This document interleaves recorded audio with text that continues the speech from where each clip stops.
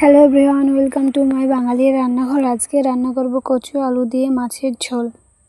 কার কার কচু আলু দিয়ে মাছের ঝোল খেতে ভালো লাগে অবশ্যই কমেন্ট করে জানাবেন। ফার্স্ট কচু আর আলুটা এইভাবে বানিয়ে নেব। তারপর মাছগুলো খুব ভালোভাবে মেখে কড়াইতে তেল দিয়ে মাছগুলো দিয়ে খুব ভালোভাবে ভেজে নেব। মাছগুলো খুব ভালোভাবে ভাজা হয়ে গেছে, উপর দিয়ে দিয়ে দেবো কড়াইতে তেল, 5 ফোড়ন, তেল, পেঁয়াজ কুচি দিয়ে খুব ভালোভাবে পেঁয়াজটা লাল করে ভেজে নেব। তারপর উপর দিয়ে দিয়ে দেবো অল্প পরিমাণে লবণ গুঁড়ো, হলুদ গুঁড়ো, লঙ্কা গুঁড়ো, ধনে জিরে গুঁড়ো দিয়ে খুব ভালোভাবে নাড়িয়ে ছাড়িয়ে অল্প জল দিয়ে দেবো যাতে নিচে মশলাটা না বসে যায়। জল দিয়ে খুব ভালোভাবে নাড়িয়ে ছাড়িয়ে নেব। মশলা থেকে জল ছেড়ে এলে ভাববো আমাদের মশলা কষা রেডি। উপর দিয়ে দিয়ে দেবো কচু আর আলু, কেটে রাখা কচু আর আলু দিয়ে খুব ভালোভাবে নাড়িয়ে চাড়িয়ে কষে নেব। 2 থেকে 3 বার জল দিয়ে খুব ভালোভাবে কষে নিতে হবে।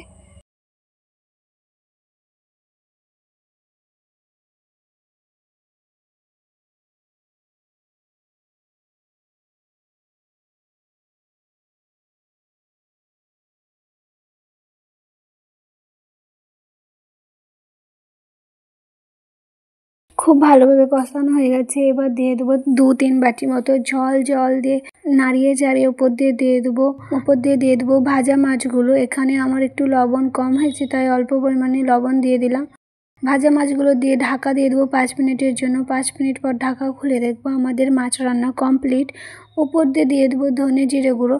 আমার এই রেসিপিটি যদি ভালো লেগে থাকে লাইক করবেন, শেয়ার করবেন এবং চ্যানেলে নতুন এলে সাবস্ক্রাইব করবেন। আপনাদের সঙ্গে আবারও দেখা হচ্ছে নতুন কোনো রেসিপি ভিডিও নিয়ে।